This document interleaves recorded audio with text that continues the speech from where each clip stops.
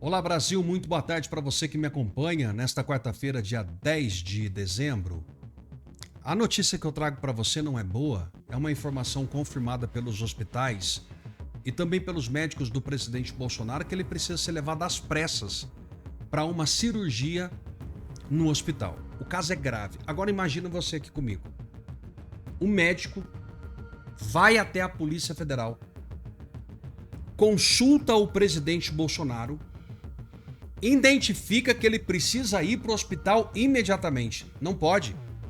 Não, a polícia falou que primeiro precisa passar por uma autorização no Supremo Tribunal Federal, ou seja, tem que chamar o médico, tem que chamar os advogados, tem que fazer um requerimento, vai lá no Supremo Tribunal Federal, vê se o Alexandre de Moraes está de plantão, ou está disposto, ou está disponível para poder despachar. Depois que despachar, tem que chamar.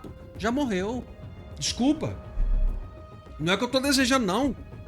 É isso que pode acontecer e, de fato, a gente só está confirmando aquilo que eles querem fazer com o presidente Bolsonaro.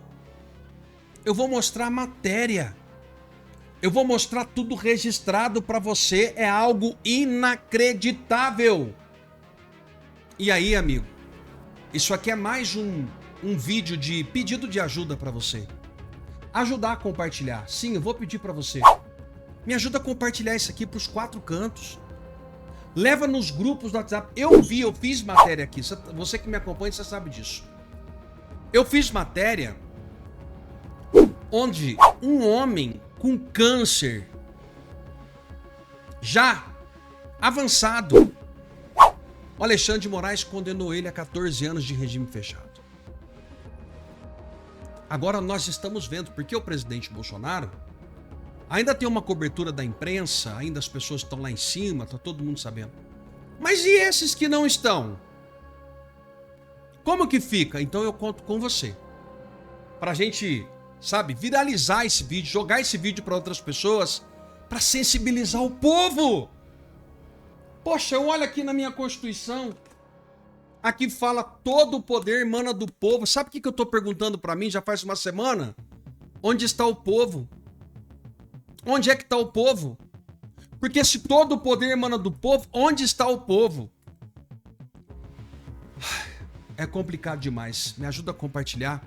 Coloca aqui para mim de onde você está me assistindo, pra gente poder falar das coisas do nosso Brasil todos os dias. Eu quero agradecer você de estar junto comigo, tá bom? Em 30 segundos eu falo dos produtos da empresa RPN. Por quê? Porque a cada vídeo desse aqui, meu amigo, você vai falar, nossa, o Alberto fica falando de produto. A cada vídeo desse é uma oportunidade que eu tenho para falar com você que tá careca e que acha que o seu cabelo não vai crescer. Tá aqui. O melhor produto capilar do Brasil. O melhor. Eu li uma carta hoje de manhã nos vídeos de um homem, um seguidor do canal, que simplesmente comprou o produto e hoje ele acorda feliz. Hoje a vida dele é outra. Ele olha no espelho e começa a sorrir, porque ele está fazendo um tratamento. Você pode começar o seu para que o ano de 2026 seja totalmente diferente. É o melhor produto capilar. Hair Cap, Hair Elixir e a ampola do hormônio do crescimento. É o melhor que tem. Não tem outros produtos iguais a esse aqui no Brasil. Não tem. É uma fórmula totalmente americana, você sabe disso, fez o meu cabelo voltar a crescer. Eu era totalmente careca e agora você pode cuidar do seu cabelo também. Hoje eu vou te dar uma condição totalmente especial, passa a mão no telefone, liga para 0800 355 3000, garanta os seus dias melhores. Tá aqui, ó, o melhor produto do Brasil. E também, hoje eu estou enfatizando as vitaminas, as melhores vitaminas do mercado, porque tem teste de estabilidade. Ninguém fala isso por aí, né? Porque é caro para fazer teste de estabilidade. Sabe o que é o teste de estabilidade? É testificado por grandes laboratórios, Anvisa e outros, que aqui tem vitamina D3 com K2 de verdade, que aqui tem ferro de verdade, que aqui tem B12 de verdade. Porque, gente, no Brasil o que tem de produto pirata que não vale nada, aqui não. Aqui a gente fala da testificação. É as melhores vitaminas que nós temos. Aliás, eu gosto de colocar essa aqui junto, ó. Que é a vitamina C, D e zinco, desde depois da Covid, isso aqui é o mais indicado no Brasil. C, D e zinco, B12, ferro e D3 com K2. Se você não quer mais ficar doente, quer até autoimunidade, é isso aqui. Eu tô tomando o meu, terminando esse vídeo, eu vou tomar minha B12, né? Porque eu fico aqui, ó, vendo vídeo, fazendo raciocínio lógico. E também vou tomar minha D3 com K2 para autoimunidade. Passa a mão no telefone, ligue agora para 0800 355 3000, vem junto comigo. Tá aqui, ó. Isso aqui para mim é uma bárbare. É um escândalo. É algo que nós que somos pais, né? Eu já sou até avô, viu? 2 netinhos. Filhos do João Guilherme, Davi e Lara. A gente fica pensando aquilo que a gente faz para filho. Quando um filho tá doente, quando uma esposa tá doente, o marido, seu avô, qualquer um, a gente fica desesperado. Eu disse para você o que aconteceu e nós vamos ler a matéria. Tá aqui do lado, eu vou ler aqui, você vai ler aqui do lado. No pedido, advogados querem que ele seja internado no hospital Deathstar e que fique no hospital por tempo necessário. Claro, vai operar. Cirurgia.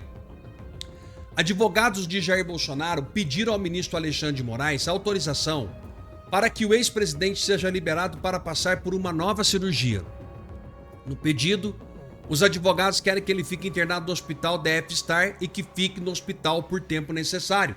Acho até engraçado a CBN passar uma matéria dessa, porque vocês querem que ele faça o quê? Quer que opera, abre, rasga e leva de novo para cadeia? É isso que vocês querem? Com justificativa, os advogados afirmam que Bolsonaro precisa passar por uma cirurgia tanto para o tratamento do quadro de soluço, sequelas da cirurgia, como por causa da piora do diagnóstico de hérnia inguinal unilateral, que também indica a necessidade de uma intervenção cirúrgica. É um idoso, é um senhor que ainda foi presidente do Brasil. O Lula, em 180 dias, recebeu 500 e tantas visitas, 3 por dia. Olha a diferença, né? Eles querem que Bolsonaro seja internado imediatamente. Imediatamente. Ao protocolar o pedido dos boletins médicos, afirma que os documentos revelam significativa piora no quadro de saúde de Bolsonaro, confirmado pelos hospitais. Ninguém tá brincando aqui. Ninguém tá contando história de que o presidente tá ruim. No mesmo pedido, a defesa de Bolsonaro ainda pede a concessão da prisão domiciliar humanitária a Bolsonaro para cumprimento total da pena, mesmo com tornozeleira eletrônica e outras condições que Moraes entender necessário, porque tem que pedir pro Dom Imperador, né? O grande. Não é a lei, não é o que a lei acha lá, ó. É o que o Alexandre de Moraes entende necessário. No pedido, faz referências aos princípios constitucionais da dignidade da pessoa humana e o direito à saúde e da proteção íntegra ao idoso. Os médicos declararam que a situação do presidente Bolsonaro é grave. Bolsonaro, aí vem a matéria que é complementar, né? A notícia. Bolsonaro violou a tornozeleira, por isso foi preso preventivamente por Moraes, apontar risco de fuga. A defesa afirma que o cumprimento da pena em estabelecimento prisional apresenta risco de dano imediato, concreta a vida do presidente Bolsonaro e reforça o pedido da domiciliar.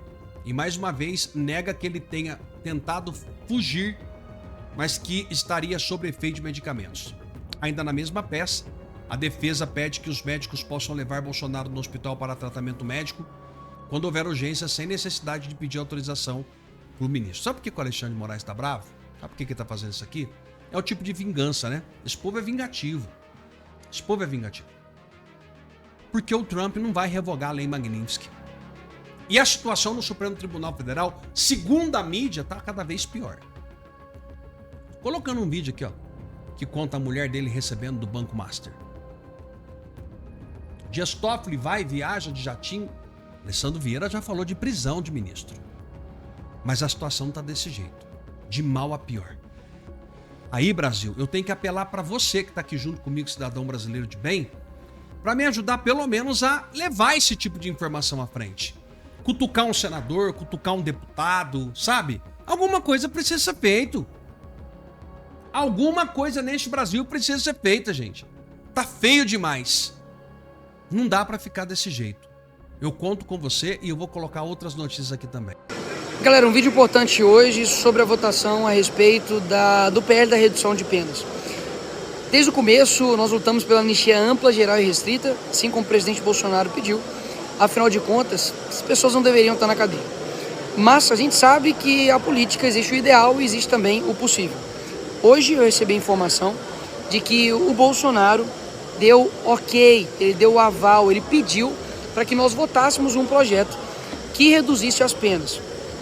Primeiro ponto, isso é uma atitude muito nobre do Bolsonaro, porque afinal de contas ele poderia simplesmente dizer, não estou dentro do bolo, né, de libertar, então eu vou pedir para vocês votarem contra. Mas não, mesmo preso, mesmo sobre, enfim, uma prisão injusta, desproporcional, 27 anos por um golpe, enquanto, né, pessoas aí cometem escândalos, inclusive agora, né, bilionários, saem em uma semana da cadeia, decidiu fazer com que essas famílias, né, esses reféns fossem libertos.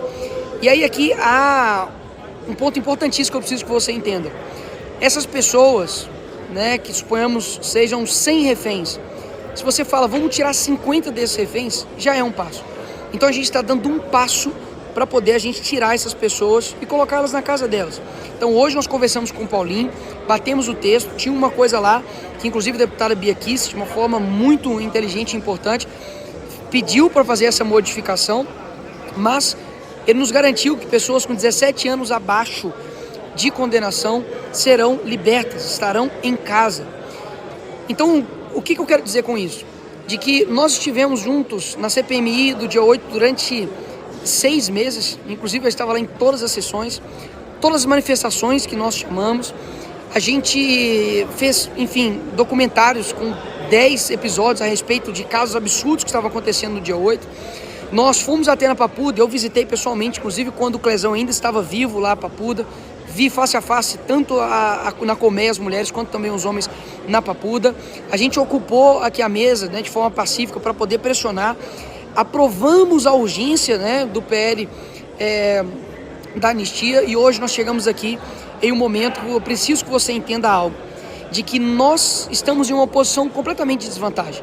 Nós não temos o Alexandre de Moraes ao nosso lado, não temos a Suprema Corte, nós não temos o presidente da República, pelo contrário, nosso líder está preso, nós não temos a mídia ao nosso favor para lutar pela anistia, não temos os artistas, né, digamos assim, em sua maioria, que faz aqueles videozinhos, né, de cara de preto e branco, com a cara de dó, com um fundinho musical. Nós não temos o presidente da Câmara e nem o presidente do Senado. Então nós estamos numa posição de desvantagem. Mas, Nicolas, não era o Congresso mais conservador de todos os tempos? De fato. Anteriormente, se tinham aqui 10 ou 5 conservadores de fato, era muito. Hoje nós somos talvez 70, 80, mas está longe, longe, longe de ser o número ideal, confesso. E é por isso que vocês precisam entender que não é que nós estamos fazendo o mínimo, nós estamos fazendo o máximo com os recursos que nós temos. Então peço que você compreenda isso, que nós estamos aqui lutando para poder libertar esses reféns, libertar esses inocentes, porque se meia dúzia, e que não é meia dúzia, vai ser muito mais famílias, de famílias forem para casa, estarem com seus filhos, um pai reencontrar sua filha, uma mãe poder deitar na sua cama, né? Até mesmo o advogado da Débora, né, lá do Batom, pegou 17 anos porque escreveu, perdeu o mané numa estátua, já declarou apoio também a este projeto. Recebi hoje uma mensagem também da Norda, que é a esposa de um dos presos condenados a 17 anos, também me disse, Nicolas, entendi, vote a favor desse projeto. Eu simplesmente estou falando aqui e declarando para vocês a importância desse dia de hoje e principalmente com que vocês entendam. Estamos dando um passo de pacificação, mas não há nada que nós façamos aqui para poder trazer a normalidade completa, porque a gente sabe que nós estamos numa antidemocracia. Então eu acredito que todas essas outras pessoas, tanto o Bolsonaro quanto outras pessoas também que estão, digamos, numa patente alta, elas só sairão se de fato acontecer algo extraordinário de Deus, ou se de fato a gente conseguir a presidência do ano que vem e dando o indulto para cada uma dessas pessoas e finalmente conseguindo essa anistia ampla. Então é isso que eu queria falar para vocês aqui. Meu coração hoje, até mesmo durante a reunião que estava acontecendo hoje e outros temas, eu não estava em paz, eu estava preocupado e de fato não tem um dia sequer que isso deixou de ser uma preocupação para mim. Pelo contrário, pode olhar aí os meus posts, tanto no Twitter, quanto no Facebook, quanto no YouTube, tudo isso. Tenho lutado muito porque eu me coloco no lugar. E quando você se torna pai, você percebe, né, que um dia longe da sua filha parece uma eternidade. Então, hoje, né, se tiver essa votação, porque aconteceu uma arruaça aqui, né, da esquerda, se tiver essa votação hoje ou amanhã, pode ter certeza que eu pensarei nessas pessoas e para que esses reféns sejam libertos. Vamos continuar e a passos curtos, mas vigorosos, a gente vai mudar esse país. Não desiste. Não desiste, que eu faço o máximo aqui também para não desistir. O Brasil é nosso. Olha o nível da crise. 10 dias depois da Polícia Federal prender toda a cúpula do Banco Master, Dias Toffoli, ministro do STF, embarcou num jatinho particular pago pelo advogado do banco, rumo à final da Libertadores em Lima. E é aqui que tudo muda. Não estamos falando de amizade antiga, de encontro casual, de foto em evento. Estamos falando de viagem privada em plena operação policial com um dos advogados que defendem o diretor preso do Banco Master. E logo depois desta viagem começa a sequência de decisões misteriosamente sincronizadas. Primeiro, todos os presos são soltos pela segunda instância, exatamente antes do caso subir ao STF. Depois, quando o processo chega ao Supremo, Toffoli toma o controle pessoalmente. E então vem o golpe final, sigilo total, absoluto, travando qualquer investigação por fora. Só que aí surge a pergunta que está tirando o sono de muita gente em Brasília. Por que tanto pânico? Por que este caso não é como a Lava Jato antiga, que subiu degrau por degrau? Este caso já começa no topo. Ex-ministros ligados ao banco, esposas de ministros advogando para o Banco Master, advogados do governo envolvidos e agora uma viagem em jatinho privado com o próprio ministro que assumiu o caso. E isso explica o movimento repentino do STF para bloquear qualquer possibilidade de impeachment de ministros. Não é sobre Bolsonaro, é sobre autoproteção. É medo do que pode vir do celular do Vorcaro, que está nas mãos da Polícia Federal e pode guardar conversas que derrubam Brasília inteira. O jogo mudou e pela primeira vez, a imprensa está expondo o STF. Justamente o mesmo STF que ela ajudou a blindar por anos. Em outubro de 2023, o delegado investigador tem à sua disposição documentos de geolocalização de Herb e Uber. E ainda assim, ministro Alexandre de Moraes, o delegado pede a prisão de Felipe Martins. Então o delegado tinha um documento publicado em Diário Oficial que Felipe Martins não viajou, já tinha à sua disposição Herb de Felipe Martins e geolocalização da Uber, ou seja, tinha todas as provas que Felipe Martins estava no local onde foi encontrado e preso, e ainda assim pede a prisão de Felipe Martins. E como que Felipe Martins é solto? Felipe Martins é solto, foi preso em fevereiro, foi solto 6 meses depois, quando a defesa consegue, de forma incessante, acessar esses dados de geolocalização que já estavam à disposição desde outubro. O parecer da PGR para soltar Felipe Martins é: segundo os dados de geolocalização, Felipe Martins nunca saiu do Brasil. Porém, os dados de geolocalização a polícia já tinha desde outubro. Então não deveria ter pedido a prisão de Felipe Martins, que ocorreu só em fevereiro do ano seguinte. Isso na doutrina americana, e é isso que eu quero invocar agora, o Brasil tem que olhar para essa doutrina: comportamento governamental ultrajante. É a doutrina que se analisa hoje no direito penal americano.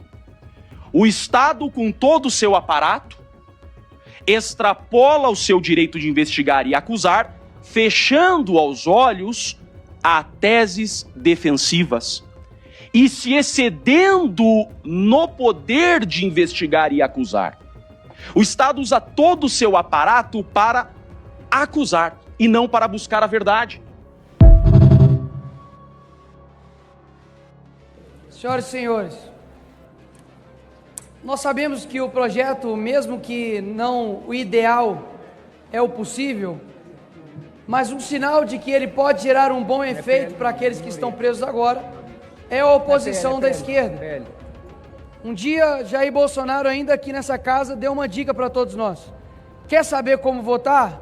Olha o painel. Se o PT está assim, você vota não. Se o PT está não, você vota sim. E posso te falar que, na maioria das vezes, de fato, isso daí dá e muito certo. Que moral vocês têm para poder falar em democracia, gente? Está de sacanagem. Literalmente, vocês exaltam seus inspiradores ideológicos, a foice e martelo, que mataram cristãos. Vê a história de Richard Wurmbrand. Dê uma olhada no que Pol Pot fez em Camboja. Dê uma olhada em que Mao Tse Tung fez ali na China. Dê uma olhada o que Che Guevara fez aqui em Cuba. Ou até mesmo mais recente o que Maduro fez, passando, literalmente, aí sim é um golpe, né, passando tanques de guerra em cima de civis. Ah, não está acreditando no Nicolas, não? Pega então uma entrevista de Fidel Castro, que deu para a Folha de São Paulo, falando que eles perseguiram e mataram homossexuais. Ou seja, vocês não têm a mínima moral para poder subir aqui nessa tribuna e dizer a respeito de democracia e liberdade. Isso só existe no incrível mundo do PSOL, que conseguiu juntar socialismo e liberdade na mesma frase, porque é o nome do partido. Agora, na realidade, é impossível. Impossível. Caso contrário, olha o que nós estamos vivendo hoje. Se tirar golpe da boca de vocês ficam mudo. Se tirar Bolsonaro, vocês não têm sobrevivência mais. Porque já tem quantos anos que o Bolsonaro não é presidente mais? Vai fazer o quê? 3 anos? Que ele não é presidente mais? E vocês continuam levantando como se toda a culpa do Brasil fosse dele. Foi um processo constitucional que essa casa teve para poder caçar por crime de responsabilidade até então o presidente Dilma. O que, senhor Crivella, que a esquerda chamou esse processo? De golpe. Então quer dizer então que o Temer é um golpista. O Temer golpista indicou um ministro para o STF, com o Alexandre de Moraes. Então o Alexandre de Moraes é fruto do golpismo? É isso que vocês estão querendo dizer? Percebem que vocês não se sustentam, porque de fato não há coerência na sua fala. Sobre o projeto que está aqui hoje, quero deixar bem claro. Primeiro ponto, para os nossos. Presidente Bolsonaro, hoje, conversando com Flávio, deu a orientação bem clara para dar o voto sim a esse projeto. Na política você tem o ideal e tem o possível. Nós aqui como oposição, e aqui eu quero exaltar o trabalho do Zucco, quero exaltar o trabalho do Sóstenes em nome de toda a oposição, juntamente com o PL, Novo e todos os outros demais que estão no partido, de outros partidos, nós não estamos fazendo o mínimo para essas pessoas. Nós estamos fazendo o máximo, eu explico o porquê. Nós não temos STF, não temos um ministro para chamar, digamos, de nosso, como eles têm o Alexandre de Moraes. PGR. Nós não temos a mídia, não temos a PGR, nós não temos praticamente nada. E ainda assim, nós conseguimos adequar um texto que, mesmo não sendo o ideal, é o possível para fazer essas pessoas reduzir, não é somente a pena, reduzir o sofrimento. Se meia dúzia de famílias, que não é meia dúzia, é mais, forem para casa e poderem dormir na sua cama, poder ver os seus filhos, poder estar novamente com sua família, já valeu a pena. O mais interessante disso tudo é de que a esquerda já fez o mesmo aqui nessa casa. Ora alguma, eu estou dizendo para poder passar pano em quem fez algo aqui que nós nunca defendemos. O que nós estamos buscando aqui é o princípio da isonomia, que é igualdade para os iguais, desigualdade para os desiguais, não é mesmo? Se todos os de esquerda que já entraram aqui, já quebraram lá no MASP, já fizeram tudo, pagarem também 17 anos, eu digo que ok. Mas sabe quando isso vai acontecer? Nunca. Porque a verdade é que, se estivessem de vermelho, estava todo mundo solto. Se estivessem de vermelho, estava todo mundo livre. E pronto. Como todo bandido aqui nesse país acaba sendo, e vira até presidente.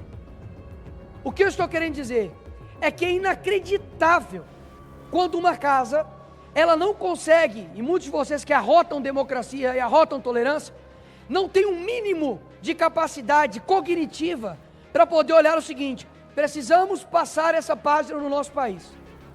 E o que está acontecendo? Não estamos falando de gente aqui que tacou bomba, deu tiro aqui, não.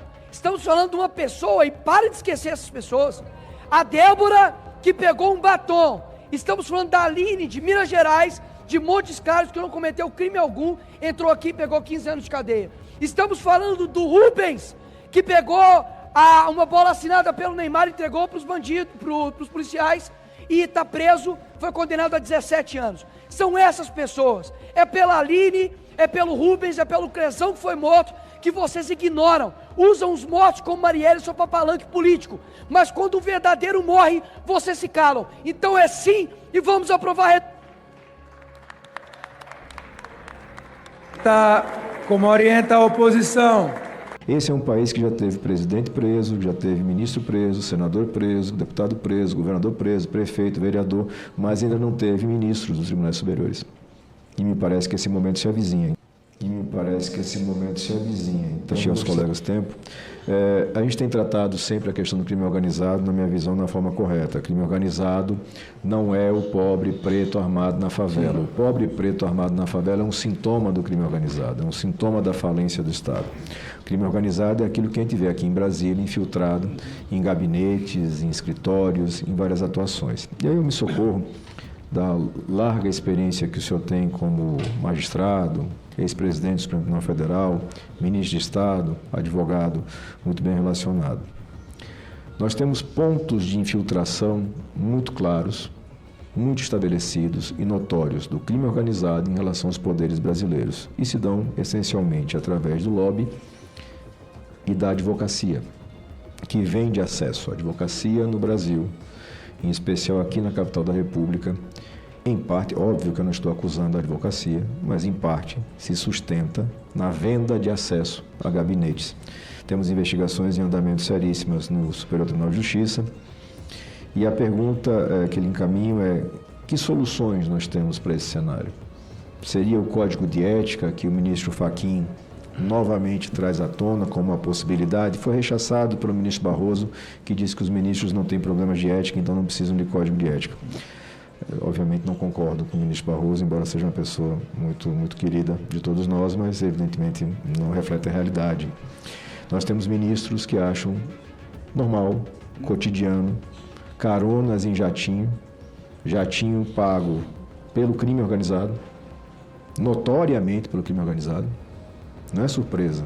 Descobri hoje que era crime organizado. Não, o cara sabe que é crime organizado, entra no jatinho, vai para uma viagem paga pelo crime organizado, acessa um evento de luxo pago pelo crime organizado, se hospeda, come, bebe, pago pelo crime organizado e retorna a Brasília para julgar na nossa Corte Superior. E é um desafio muito grande, sabe, ministro, porque isso eu falo de experiência própria. Desde 2019 que eu entro nessa casa, eu tento enfrentar esse problema e não consigo ainda encontrar um caminho adequado.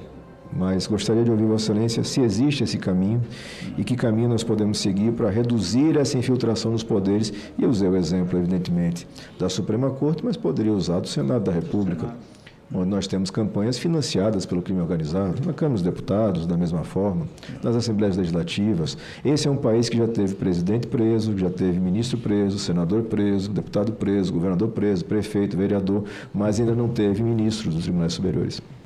E me parece que esse momento se avizinha. Então, gostaria de ouvir Vossa Excelência sobre o tema. E vimos aqui um parlamentar na tarde de hoje dizendo que sairia dessa cadeira apenas arrancado, foi essa palavra que utilizou, por policiais. Eu aqui ficarei até o limite das minhas forças. E tudo em nome de quê, senhor presidente? Em nome de uma autodefesa de um parlamentar que amanhã será cassado por este plenário da Câmara dos Deputados. Senhor presidente, caros colegas parlamentares, passei o dia hoje no Conselho de Ética já, desde as 9 da manhã, tratando do assunto da obstrução que fizemos aqui em favor do Brasil. E eu queria apenas aproveitar esses minutos que eu tenho, além de defender o projeto Devedor Contumaz, para fazer a manifestação que eu faria no início dessa sessão.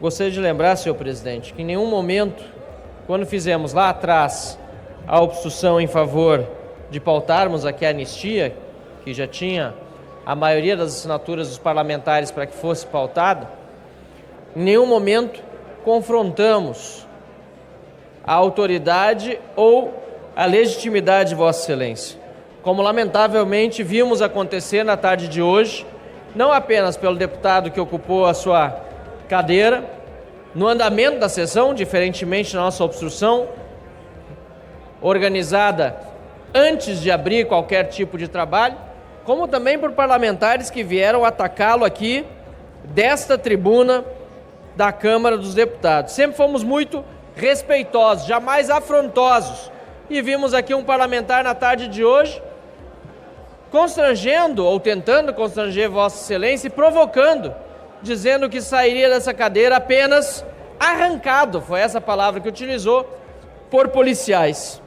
Portanto, dizer que em nenhum momento fizemos esse tipo de provocação e mais, quando chegamos a um acordo, salvo pelo breve momento de confusão na comunicação que houve aqui durante todo esse dia, tratamos esse assunto no Conselho de Ética, saímos, Sargento Gonçalves, voluntariamente e de uma forma absolutamente pacífica. Enquanto que vimos hoje foi um ataque inclusive em cima dos servidores desta casa, não apenas os policiais legislativos que tinham melhores meios para se defender, mas inclusive o próprio secretário-geral da mesa, que vi em vídeos foi agredido aqui por uma deputada que é reincidente nas agressões neste parlamento. E tudo em nome de quê, senhor presidente?